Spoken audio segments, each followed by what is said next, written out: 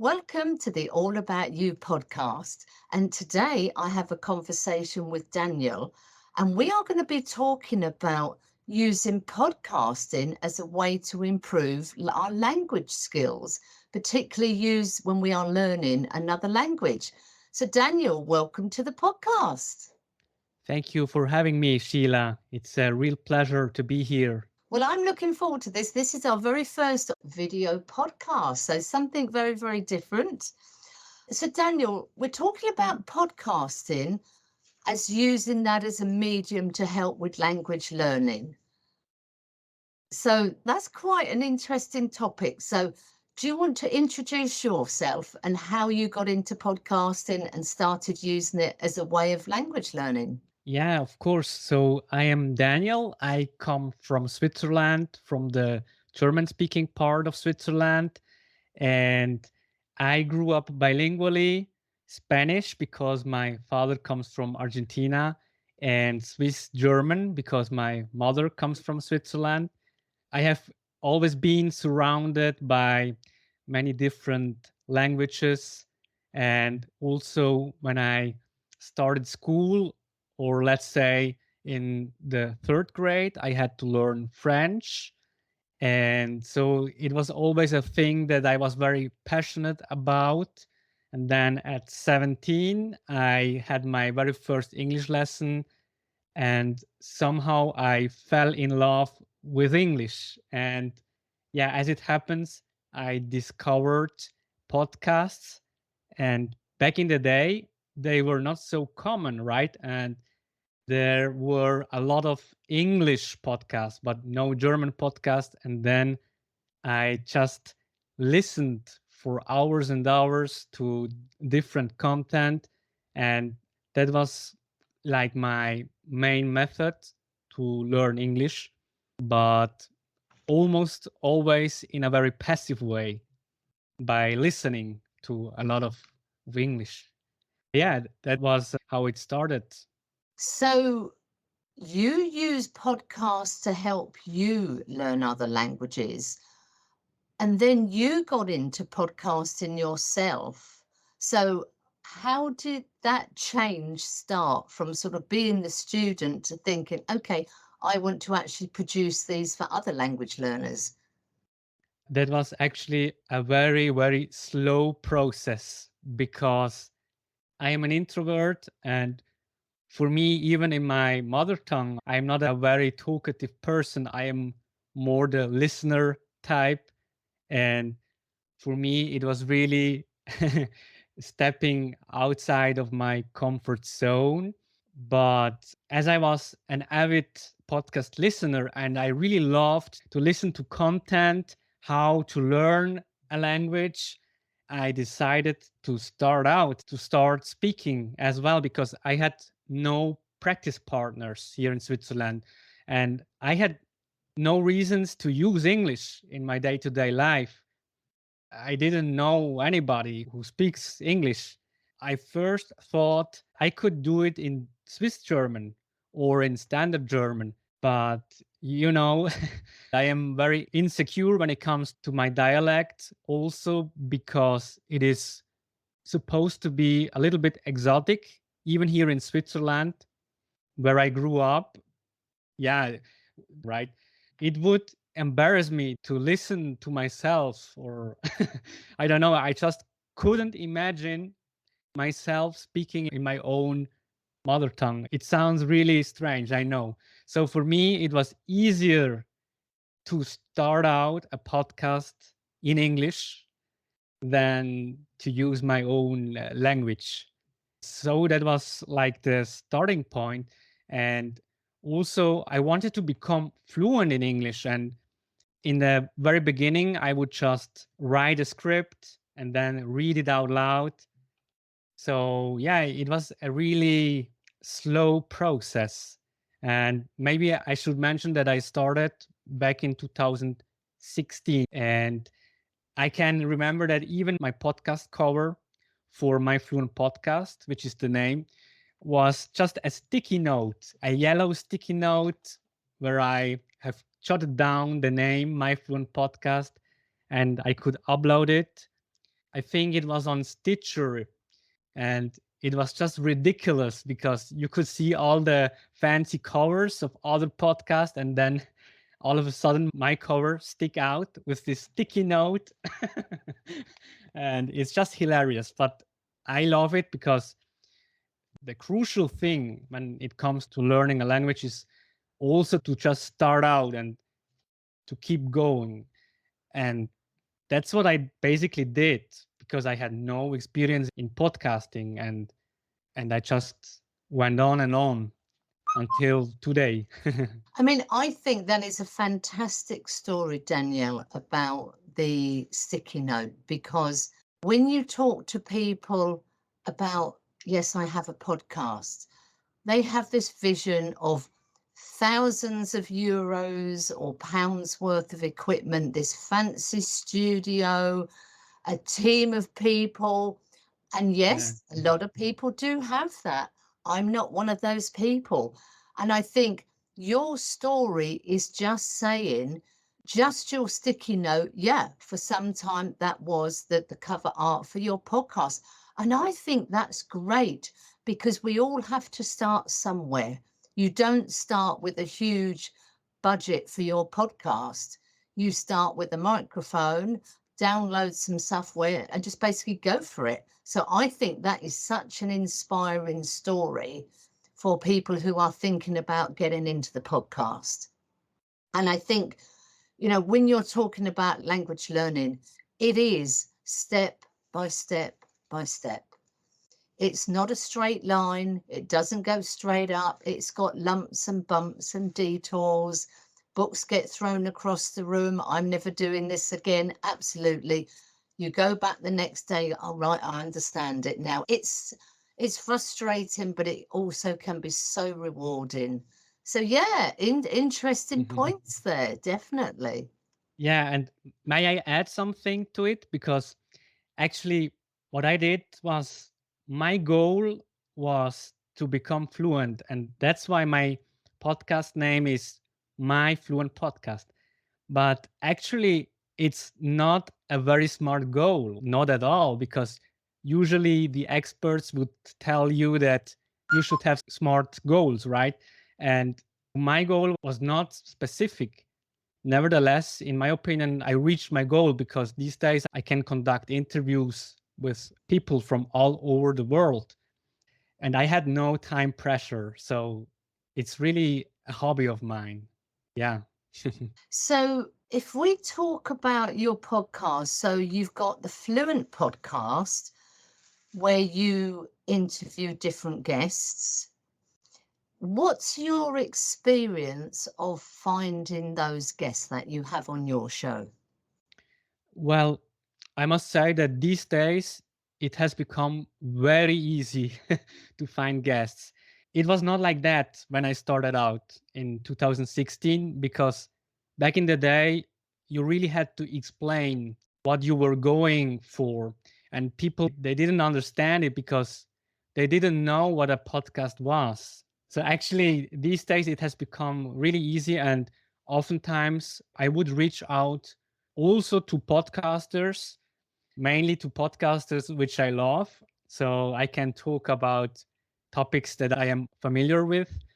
And also I try to conduct interviews with language learners, which is also very interesting.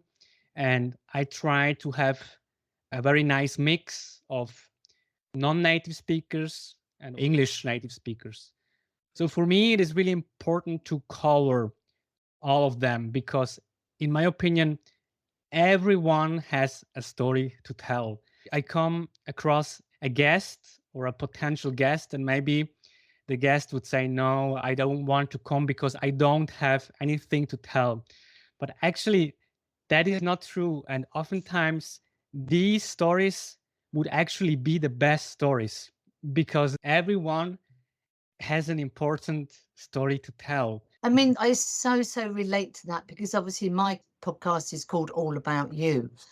And I came across that idea because I was listening to podcasts. And there are so many podcasts about famous people, and you can listen to their life story. And I thought, everybody's got a story, a travel, an experience, something they've done. And I thought, maybe I can put the two together.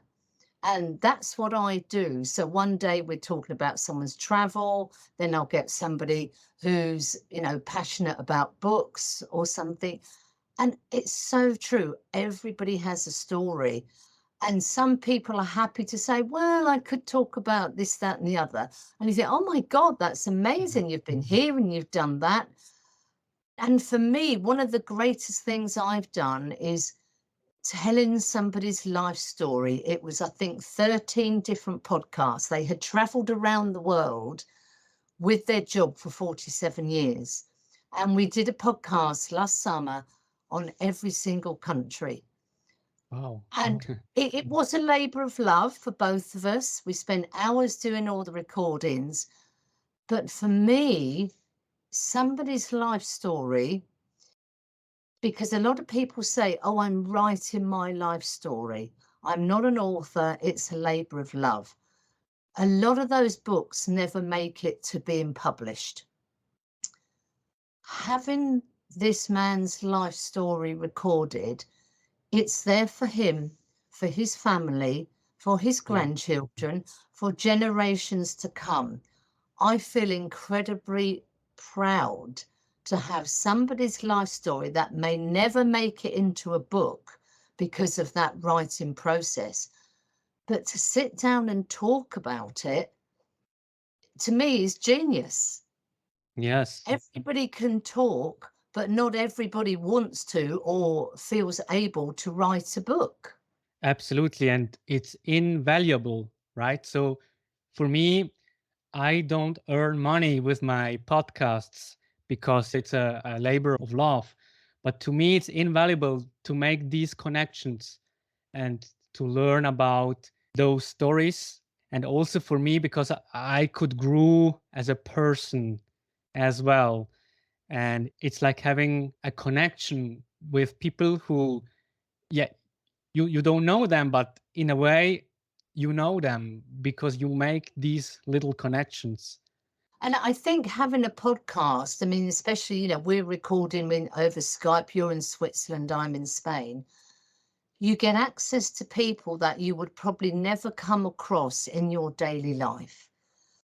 And to me, the education I receive from these guests, whether it's about their travel or experiences, or whether it's about one of their passions, the education I receive is absolutely phenomenal. I am just so blessed. And another thing that always comes up when you say you have a podcast, oh, how much money do you earn? Do you have sponsors? Do you get freebies? And I would say a lot of people out there, it's their main source of income. They're selling courses, books, etc., etc. That is absolutely fine. However, for me, because I'm telling somebody's life story or it's talking about their passion or experience, to me, that is an honor and a privilege. And I would never, ever consider making money off of that. I always joke and say, well, if somebody wants to buy me a new MacBook, that would be lovely.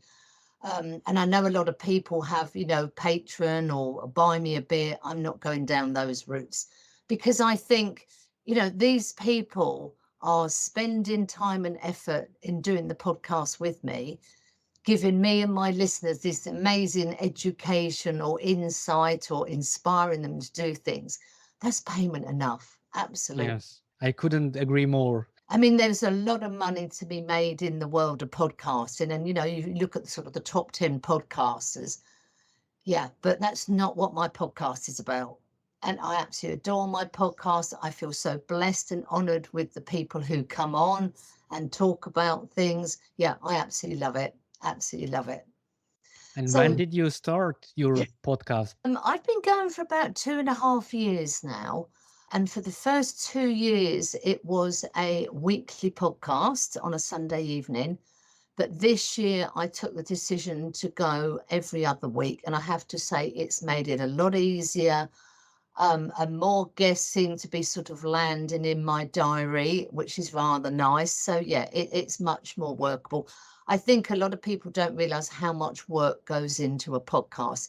It's not just having a conversation with Yeah. somebody and it goes up. No, no, no. You've got several conversations before the editing, but yeah, it's cool. I love it. Absolutely love it. Yeah, the other day I came across an episode of English for Curious Minds. It's a podcast which I love, and the host there spoke about the making of his podcast. And he told us that it took him 8 to 20 hours to produce one single podcast. And of course, also all the social media around it that comes with it. So it's really huge. But well, in his case, we have to add that it has become his profession. So Yeah, I always say mine is a passion project. You know, it's not a work or anything like that. But yeah, still love it. So Daniel, you've got my Fluent podcast, but you've also got the Vocab Man. Can we talk about that? yes, sure. So the vocab man is like an audio notebook, basically. So whenever I come across a fancy expression that I want to learn, or this could be even from an interview that I conducted on my Fluent podcast, I would grab a little snippet and then build a podcast episode on the vocab man, and then I would explain it, give examples, and insert maybe some audio files. And it's just a cool way for me to learn new expressions, but also others can learn with me. Basically, it's learning with a learner, right? And I also think that it is much more fun to learn together than just alone. I mean, it's very interesting when you are learning another language, I think, as you are older, because children are sponges. They just absorb vocabulary. And I'm sure you're the same in Switzerland. You know, you meet a lot of kids and they are bilingual, trilingual, and it's just incredible. You know, maybe the mother is one nationality, the father is another, and generally learning English as well. I mean, that is fantastic. And I think the gift those children will realize as they get older they have got, because they haven't had to sit down with the books, they haven't had to go to classes. You know, from a very young age they've absorbed an awful lot of vocabulary and they don't even realize they're learning it. Yeah. As an adult learner, we are very much okay, we need to buy the book, we have a dictionary, we use podcasts, we use YouTube, all these different resources to learn another language. But I think as an adult, it's so much harder. When I have conversations with people, a lot of people I meet from all over the world here, they're all learning Spanish, and they just say the same thing. We don't understand the grammar in our own language, and that causes a problem when we're trying to understand the grammar in Spanish, for obviously my case here. And that is a big problem, because Spanish, and I don't know about German, Italian, is generally taught going down the grammar route.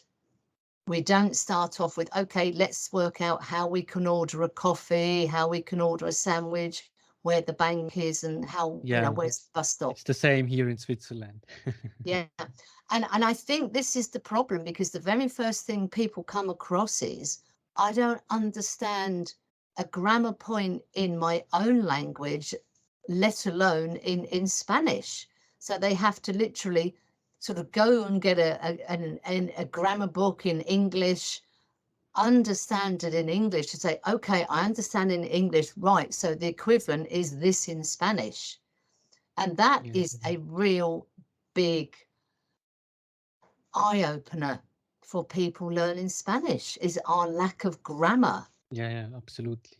So, Daniel, in your opinion, what do you think is the best way to go about starting to learn a language?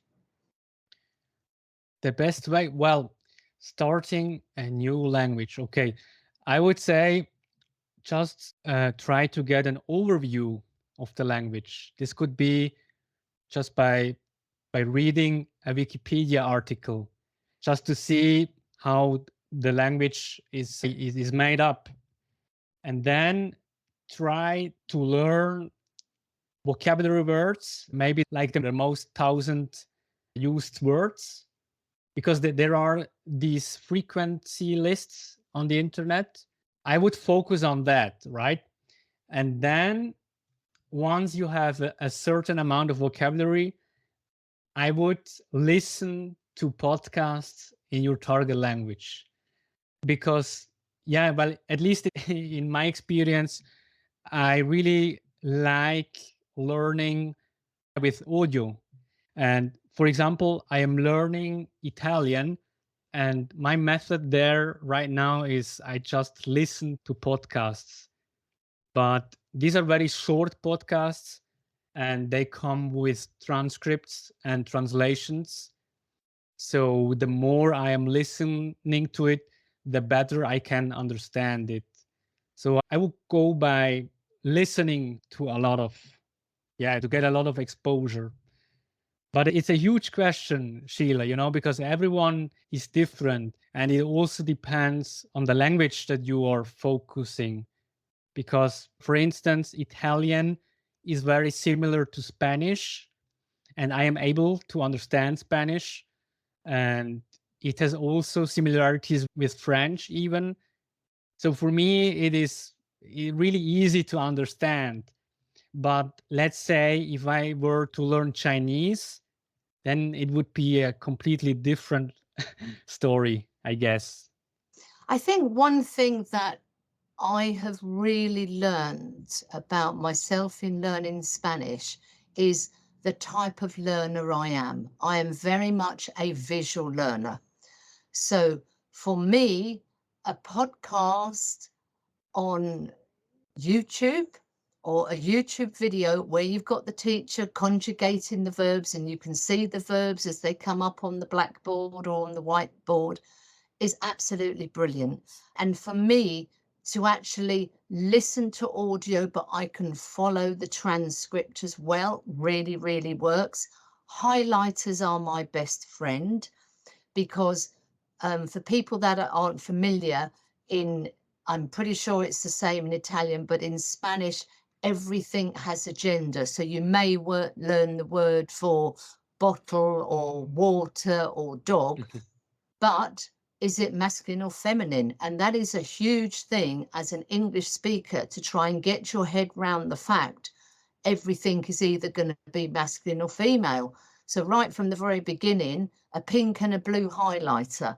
Okay, everything in pink, feminine, everything in blue, masculine, which works to a certain extent. And then you get certain words which are not what they should be. So for me, as a visual learner, reading things while I'm listening is brilliant. And highlighting vocabulary. If I'm reading a page in a book and new vocabulary comes up, that gets highlighted in orange. For me, as a visual learner, and I think it's really understanding how you learn. Some people just are happy to listen and repeat. Other people like to write down lists of vocabulary. What can they remember? That type of thing. So I think you learn an awful lot about yourself when you start learning another language. Yeah, absolutely. I think so too. Yes. So I think once you find out what kind of a learner are you, are you somebody that can spend 1 hour with your head and the books? That's great. Or are you somebody who, no, I'm quite happy to watch a 5-minute video, maybe make a few notes, and then that's my language learning for the day done? Are you using something like an app on a phone, which is very popular? Me, I just hate anything like that. That's just not going to work for me. But that's great because I know that wouldn't interest me having the technology on my phone. doesn't, I just don't, that doesn't float my boat, so to speak. But there are so many different ways out there, as well as Yeah. going to classes, having a private tutor. But I think a big thing you learning another language, is how best you learn. And once you sort that out, I think that really puts you on a good path. What works for you may be totally different to somebody else. Yeah, absolutely. And I also want to say that I am also a highlighter, right? I love highlighting Mm, stuff. So, for example, even this interview, let's say if I put it into my software, into my editing software, first thing I would do is to highlight the expression that you used before, to wrap your head around something.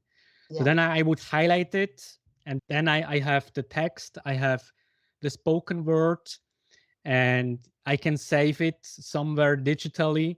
It's just also how I love learning.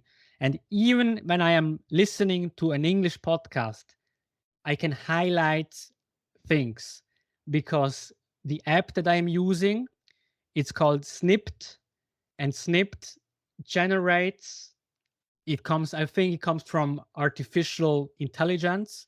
It can make the transcript, and then you can also highlight some passages, and then I save it into a specific folder, and then it's also like my digital notebook, my vocabulary notebook, and I have all my expressions saved up, and I can go back to the podcast and listen to it. And the good thing is that I have an expression and I have also the context, right? And it's not just like an artificial example or something like that. No, it has been used in a podcast or in an interview, and that are the expressions that I'm looking for. For example, on my Vocab Man podcast, I try to learn practical expressions. I will give you an example or two. It slipped my mind, or to pick someone's brain, or your guess is as good as mine. So I think these are expressions that you would not necessarily find in a textbook, but I find them in conversations, and then I try to learn them. I think it can be incredibly overwhelming, because when you start to learn a language, there's vocabulary, there's grammar, there's expressions. And I think, okay, I've got to listen to things, I've got to read things, I've got the grammar, I've got to speak. It can become incredibly overwhelming very, very quickly. And I think, you know, if only it sort of went up as a nice gentle curve, you're just going, it doesn't. It goes up. Yeah. You have tremendous highs, tremendous lows, and a lot sort of in the middle. And I always think language learning is a rather like children. If you see a child every day, you don't see their development. You don't see the changes. If you see a child once a month or once every couple of months, oh my God, the child's grown, their body's changing, their hair's longer. And I equate language learning the same. We often don't see how we are progressing. It's only when our friends sort of go, oh, so when did you learn that expression or that vocabulary? Or, oh, yeah, you're pronouncing that better. They see the change, but I don't think we do. And that can be incredibly frustrating. Yeah, unless you have your own podcast and you can go back to your first episode and compare. Yeah, that's very true. I mean, a lot of people say, even with a podcast anyway, my God, when I go back to the first one, now, we're quite confidently to speak quite openly. I know a lot of people use scripts. I don't, because it's not about me speaking, it's the guest. But yeah, it's seeing that progression that is so important. So Daniel, what are the future plans for you with your language learning and the podcasts? Yeah, so my next goal is to get fluent in Italian. So basically, I try to do the same thing that I did with my Fluent podcast, but in Italian. But the thing is, I am scared. So I have 2 or 3 potential guests, but yeah, something is holding me back because I have no experience in talking in Italian. So it will be really hard in the beginning. But the right thing to do would be to really fix the date and the time and then just roll with it. Very good, very common expression. Let's roll with it. Absolutely. And I think as well, you sort of, when you talk to people, no matter what project they're on, and they're, well, yeah, it's nearly ready, and I've just got to do this, I've just got to do that. We want to produce something perfect from day one. And no matter what you're doing, that doesn't happen. Sometimes you just have to just go for it, Yeah. and that at least gives you a starting point, and we can say, okay, well, that was the first one. This is what I would change for the second one.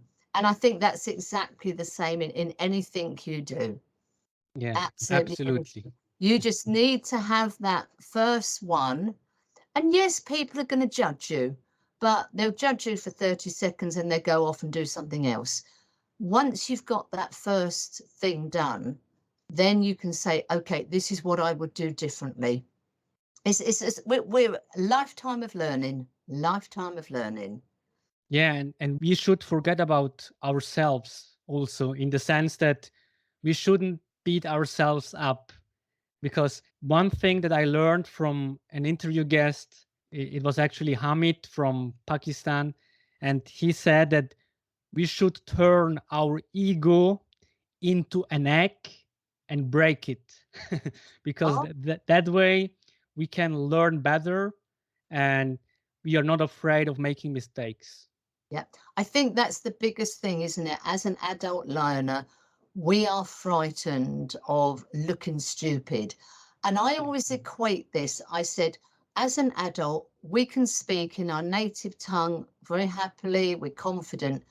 Speaking in the language we're learning, I think we sound like a 5-year-old toddler. Yeah. And to other people, yeah, okay, I understand, but that sort of toddler language, because that's what we're doing, because we haven't, we're very much, as the book, we're not putting in expressions, we're not maybe using a little bit of natural slang.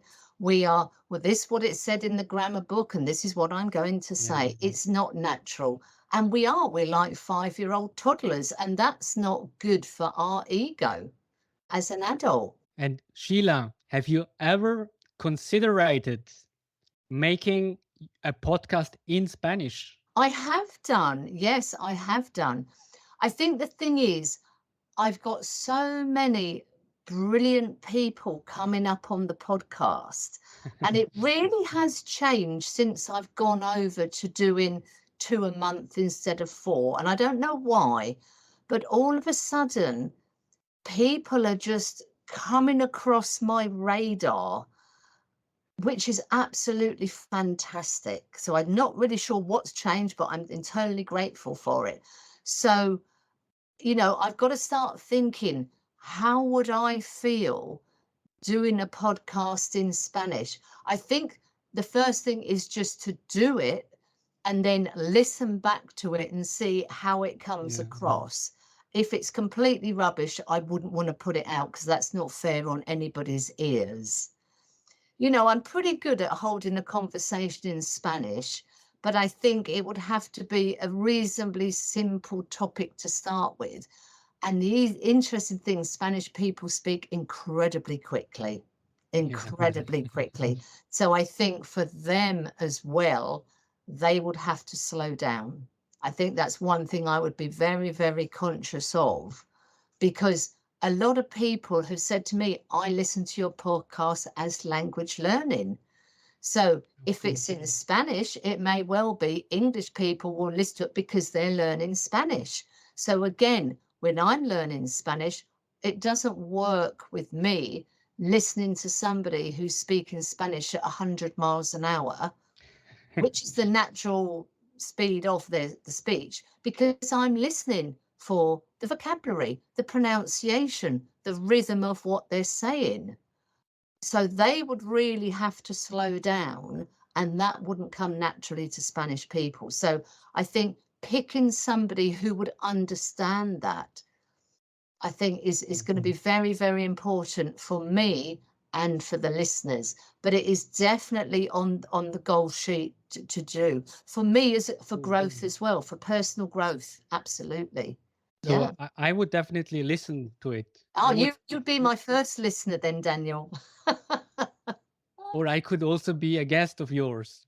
Yes, you could. Absolutely. We could do, a slow Spanish podcast. That would be great because this is the beauty of podcast. We can be commuting, exercising in the supermarket. We are language learning. And okay, you're not listening intently, but it's still, it's still Yeah, it still Spanish, helps. Italian, French, German, English in your ears as you go about your normal daily life. Yeah. I think we're Exactly. incredibly lucky to have the medium of podcasting and YouTube for language learning. Oh yes. Oh Yeah. yes. I mean, I'm convinced with podcasting and YouTube, you would not have to spend a single penny on a language book. There is so much stuff out there. There are so many teachers that generously give their time and their expertise. And yeah, we all seem to be quite comfortable with language learning, on our screens and in our ears, as opposed to going to classes. Yeah. And if that works for you, absolutely go for it. Yeah. Nowadays we even have Chat GPT, which is helping. Yeah, I haven't looked into that yet, but that's something definitely I need to explore. But yeah. So Daniel, thank you so much. What an interesting conversation Thank you about for the having world me. of podcasting and how it can help us with language learning. So good luck with your My Fluent podcast and the vocab ban. Thank you very much, Sheila. Thank you, Daniel. Bye.